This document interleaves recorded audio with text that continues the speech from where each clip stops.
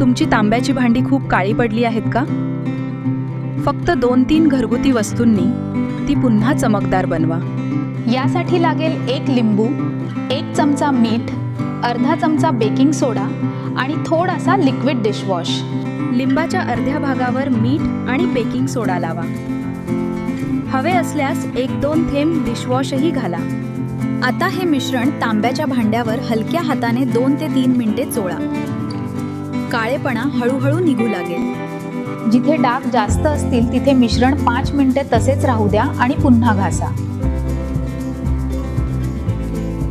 आता भांडे स्वच्छ पाण्याने धुवा आणि मऊ कापडाने पूर्ण कोरडे पुसा. पहा, तुमचं तांब्याचं भांडं पुन्हा नव्यासारखं चमकत आहे. हा सोपा घरगुती उपाय आवडला असेल तर व्हिडिओला लाईक करा, शेअर करा आणि अशाच भन्नाट किचन टिप्ससाठी आमच्या चॅनेलला फॉलो करा.